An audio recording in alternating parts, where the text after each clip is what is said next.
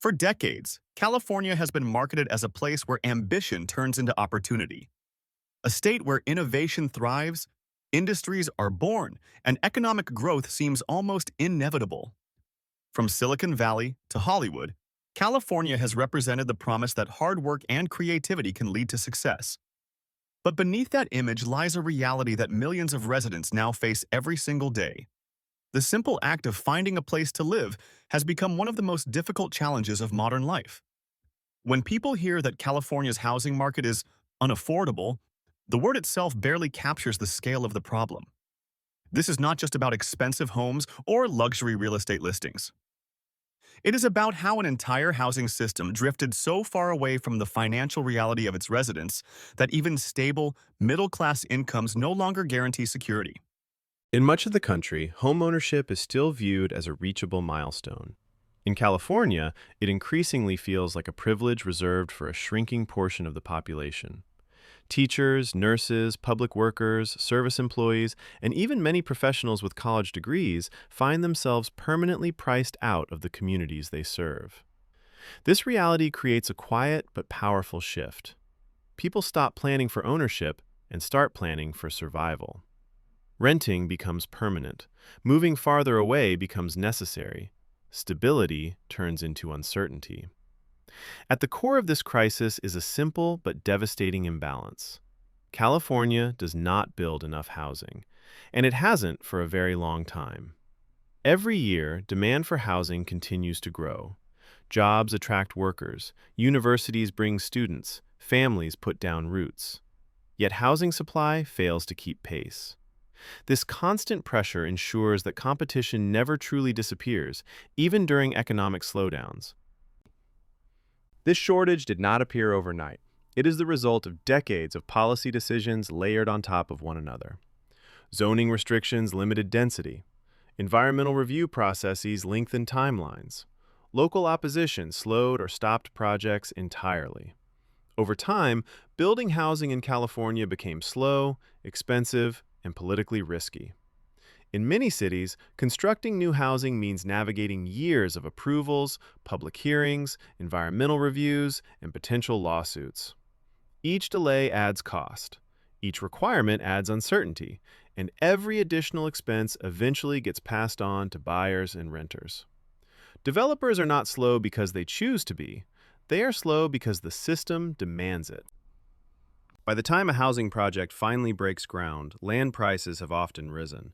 Material costs have increased. Labor has become more expensive. To remain financially viable, prices must be set high, often far above what average households can afford. This is why California's housing shortage does not correct itself naturally. In most markets, high prices lead to increased construction, which eventually stabilizes costs. In California, prices rise, but supply struggles to respond. The feedback loop is broken. This imbalance affects every part of the housing market, but it hits first-time buyers the hardest. These households usually lack existing home equity. They rely entirely on savings and income. When prices rise faster than wages year after year, the gap becomes impossible to close. Even renters feel the impact. When fewer people can buy homes, more people remain in the rental market. Increased demand pushes rents higher. High rent makes saving harder, and the cycle reinforces itself. What makes California different is how extreme this cycle has become. In many metro areas, housing costs are completely detached from local incomes. Affordability isn't strained, it's broken. Housing experts often define affordability as spending no more than 30% of income on housing. In large parts of California, households spend 40, 50, or even 60% of their income just to stay housed. This leaves little room for savings, emergencies, or long-term security. It also explains why even six-figure salaries often feel inadequate. A high income doesn't guarantee comfort when housing absorbs most of it. Yet despite these conditions, prices remained elevated for years. Even when national housing markets cooled, California often lagged behind. The shortage created a floor beneath prices. When demand softened, inventory tightened further. Homeowners chose not to sell. Listings declined, prices held. Mortgage rates added another layer to this dynamic. During years of low rates, buyers stretched further. Monthly payments felt manageable, even as prices climbed. Competition intensified. Bidding wars became normal. When rates rose, affordability worsened almost overnight. Monthly payments surged. Buyers stepped back. But instead of prices collapsing, the market slowed. Fewer homes were listed. Sellers waited. Supply stayed tight. This is why recent price declines, while real, have not transformed affordability. A small correction does little when prices have doubled over a decade. A home falling from $1,200,000 to $1,100,000 is still unreachable for most households, especially at higher interest rates. This creates a strange contradiction. Prices can fall, yet housing remains unaffordable. Demand can weaken, yet supply stays constrained. Buyers hesitate, sellers wait. The market freezes. Meanwhile, people adjust their lives. Some move farther inland, trading time for affordability. Others leave the state entirely. These decisions reshape families, careers, and communities. Long commutes become normal. Time at home shrinks. Stress grows. Employers feel the pressure too. Businesses struggle to retain workers who cannot afford to live nearby. Public agencies face staffing shortages. Essential services strain under housing costs. Despite all this, meaningful reform remains slow. Housing policy is deeply political. Local governments face resistance from residents who oppose new development. Concerns about traffic, density, and neighborhood character often outweigh urgency. At the state level, reforms exist, but implementation is uneven. Local control frequently overrides broader goals. The tension between preserving communities and expanding access remains unresolved. This tension sits at the heart of California's housing crisis. Everyone agrees housing is too expensive. Far fewer agree on what they are willing to change to fix it. California's housing crisis is not the result of one bad policy or one bad year. It is the accumulation of decades of decisions that favored restriction over expansion and caution over urgency. In the next section, we will explore why falling prices in some metros have not delivered relief, and why affordability remains out of reach even as the market cools. Over the past year, headlines about falling home prices in parts of California have created a sense of cautious optimism. After years of relentless increases, even modest declines feel like a turning point. For buyers who have been waiting on the sidelines, it sounds like the market is finally giving them a break. But when you look beneath the surface, that optimism fades quickly. Price declines do not automatically translate into affordability, especially in a state where housing costs have become deeply disconnected from income. In California, the relationship between prices, wages, and borrowing costs is so distorted that falling prices often provide emotional relief without delivering financial access. To understand why, it helps to look at where prices started. In many California metros, home values increased at extraordinary rates for more than a decade. Prices doubled and in some cases tripled, while wages rose far more slowly. When a market inflates that aggressively, small corrections barely register for the people who were already priced out.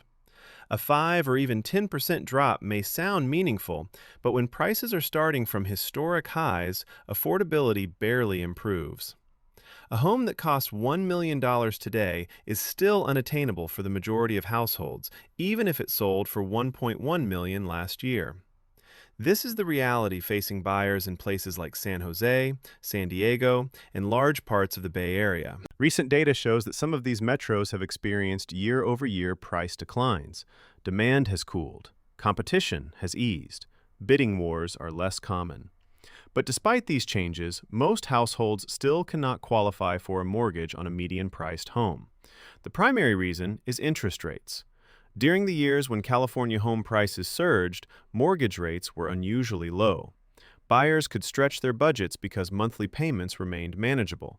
Higher prices felt tolerable when borrowing was cheap. When interest rates rose, that calculation changed instantly. In high-priced markets, even small rate increases have enormous effects. Monthly payments jump dramatically. Loan qualification becomes harder. Buyers who might afford the price cannot afford the payment. This creates a paradox where prices fall but payments do not. For buyers, monthly affordability matters far more than headline prices. It determines whether a lender approves the loan and whether ownership feels sustainable. So even as prices soften, the cost of ownership remains punishing. At the same time, sellers are behaving differently than they would in a typical downturn. In previous housing corrections, prices fell sharply because people were forced to sell.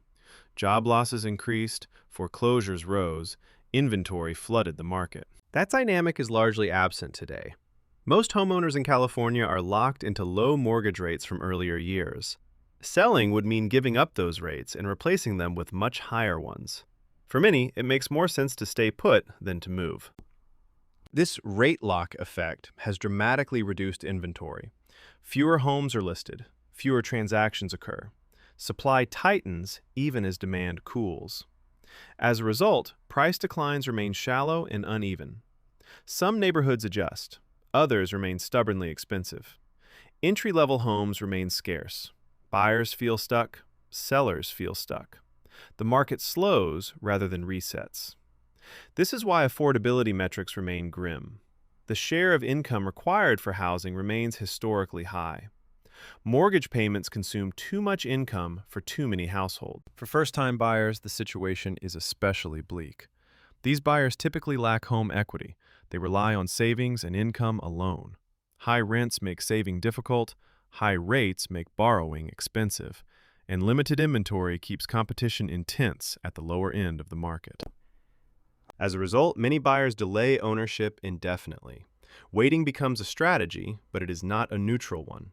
While buyers wait, rents remain high, savings erode, life plans are postponed. This delay has broader consequences. People wait longer to form households. They delay marriage. They delay having children. Homeownership, once a stabilizing milestone, becomes an uncertain aspiration. Entire generations adapt to a housing market that no longer rewards long-term commitment. Communities feel the effects. Neighborhoods become less stable. Schools see fluctuating enrollment. Local ties weaken as residents cycle in and out. At the same time, inequality deepens.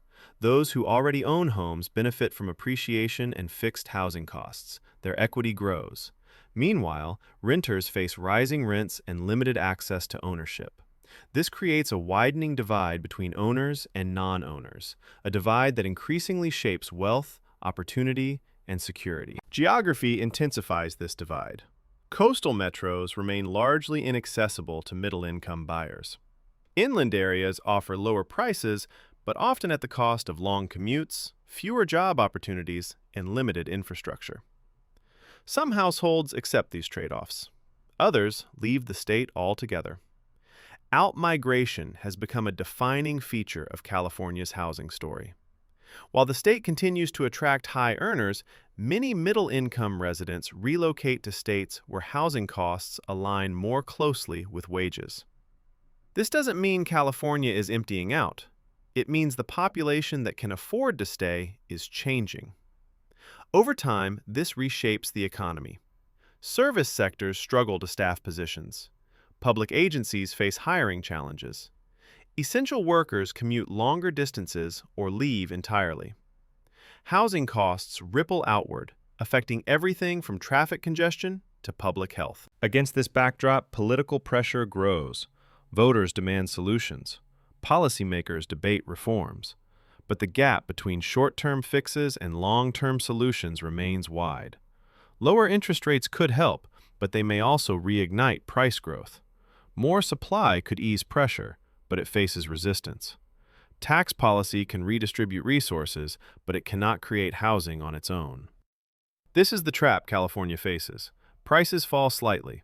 Headlines change, but the underlying structure remains intact. Affordability does not meaningfully improve because the forces that created the crisis remain in place. In the next section, we'll explore how tax policy and the proposed billionaire tax fit into this picture, and why debates over wealth, revenue, and migration have become inseparable from California's housing future. As California's housing crisis has worsened, the conversation has expanded beyond prices and supply to include wealth, taxation, and who ultimately bears the cost of the state's economic pressures. One proposal in particular has become a lightning rod in this debate, a proposed billionaire tax aimed at the state's wealthiest residents. At a glance, the idea appears simple. California faces massive funding needs. Housing affordability is deteriorating. Public services are under strain.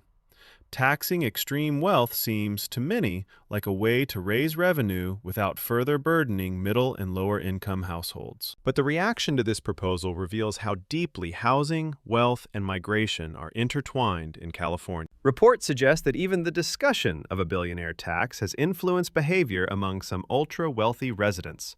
High-end real estate transactions have stalled, purchases have been delayed. Some individuals have explored relocating assets or residency outside the state. Supporters of the tax argue that these reactions are exaggerated. They point out that California has long imposed high taxes while remaining home to enormous concentrations of wealth. From this perspective, the tax is not about punishment, but about contribution, asking those who have benefited most from the state's economy to help address its most urgent challenges. Critics see a different risk. They argue that California's tax environment is approaching a point where uncertainty matters as much as rates themselves. For individuals with global mobility, even the perception of instability can drive decisions. This debate matters because housing does not exist in isolation. Housing markets are shaped by employment, investment, and population trends. If high-income earners leave, demand at the top of the housing market may soften. Luxury home prices could decline. High-end neighborhoods may see increased inventory. But this does not automatically improve affordability for the broader population. Luxury housing operates in a different universe than entry-level or middle-income housing. A multi-million-dollar home sitting unsold does nothing for a teacher or nurse trying to buy a modest house. Even widespread softness at the top does not create supply where it is needed most. This highlights a critical misunderstanding in the housing debate, the idea that redistributing wealth alone can solve affordability. Revenue can fund affordable housing programs, it can subsidize development, it can support infrastructure. But money alone cannot overcome zoning restrictions, slow approvals, and local opposition. Even with billions in new revenue, California would still face the same structural barriers to building housing at scale. This is why many housing experts emphasize that affordability is primarily a supply problem, not a revenue problem. The billionaire tax debate, however, reflects deeper frustration. Many Californians feel the system favors those at the top while leaving everyone else behind. Housing has become the most visible symbol of that imbalance. People see empty luxury properties while struggling to pay rent. They see wealth accumulation alongside housing insecurity. Over time, resentment grows. Housing becomes the lens through which broader economic inequality is understood. At the same time, policymakers face conflicting incentives. Raising taxes risks discouraging investment. Lowering taxes reduces public resources. Encouraging development risks political backlash.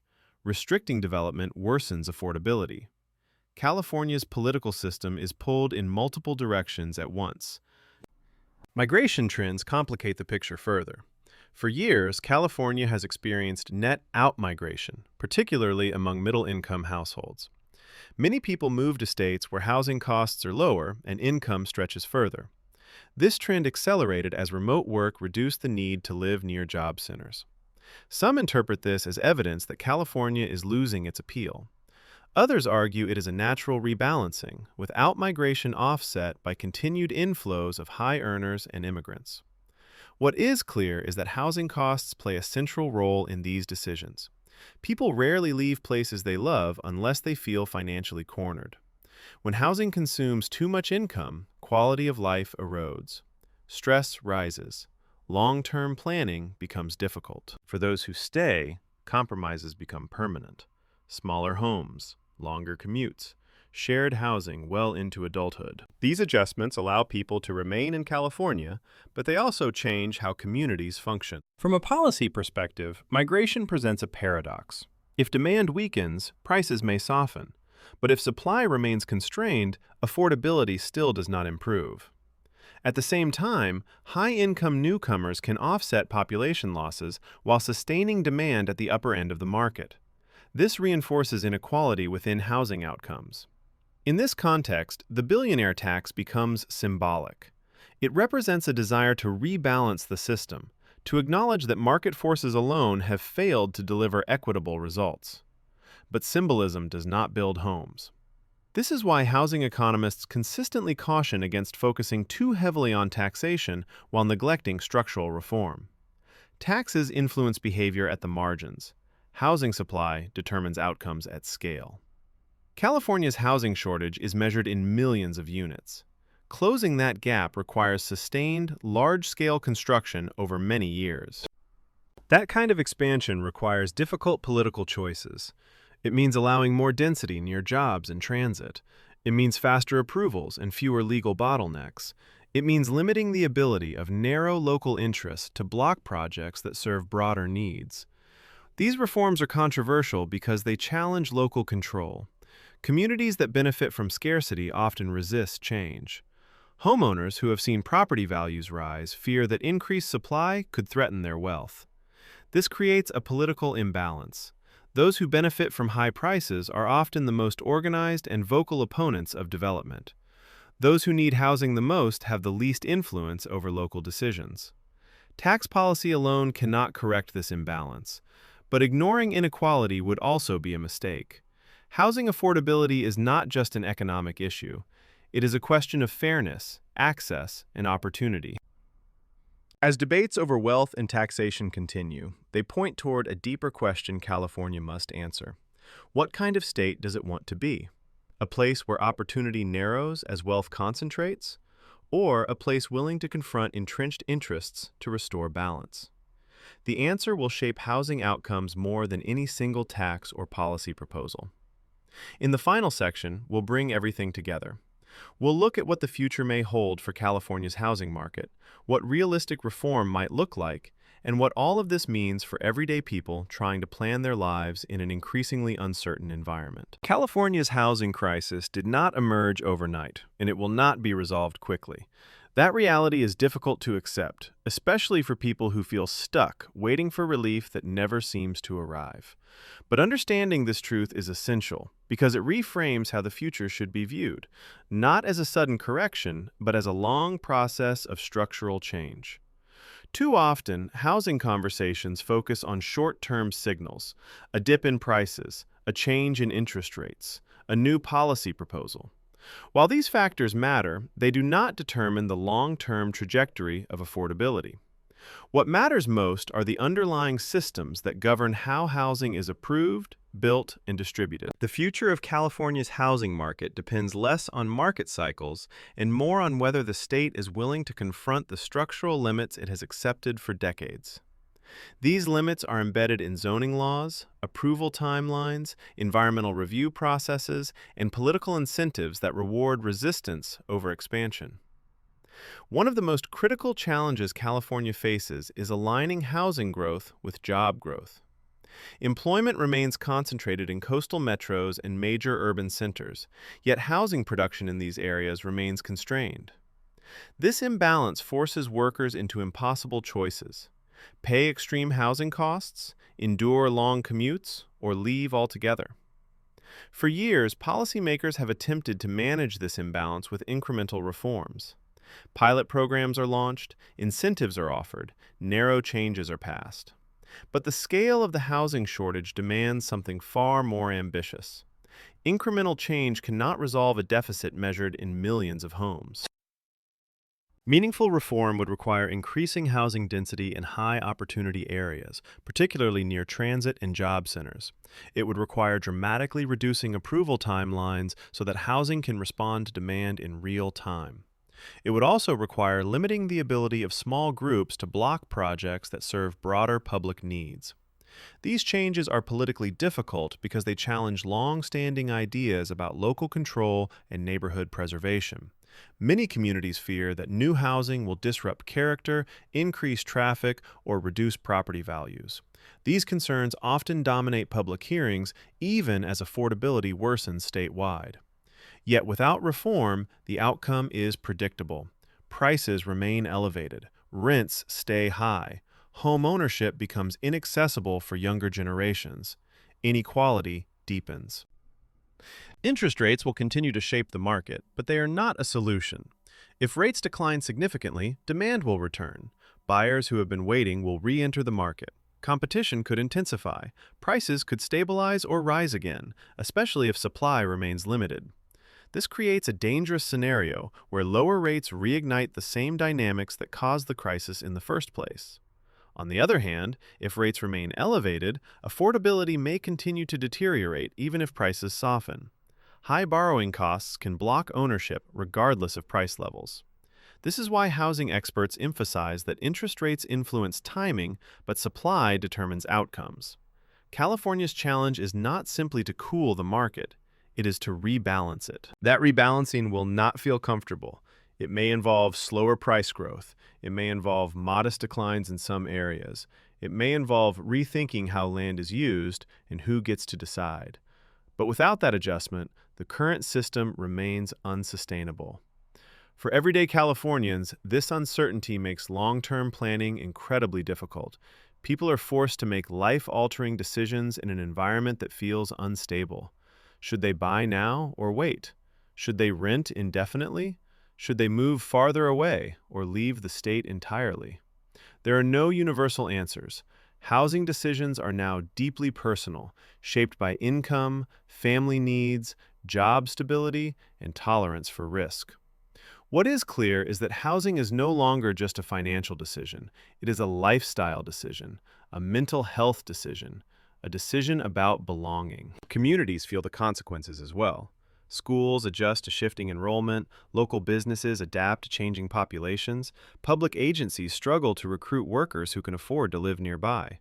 Housing costs quietly reshape everything: commute patterns, family structures, economic mobility, and social cohesion.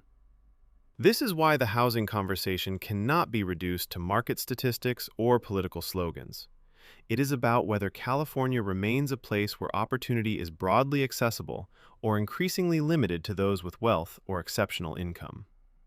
Despite the challenges, there are reasons for cautious optimism. Awareness of the housing crisis is higher than ever. Policymakers across the political spectrum acknowledge that the status quo is not working. Younger generations are vocal about the need for change. Some reforms are already underway. Zoning laws are being revisited. Approval processes are being streamlined in certain areas. Higher density housing and accessory units are becoming more common. These changes alone will not solve the crisis, but they represent movement in a direction that was once politically impossible.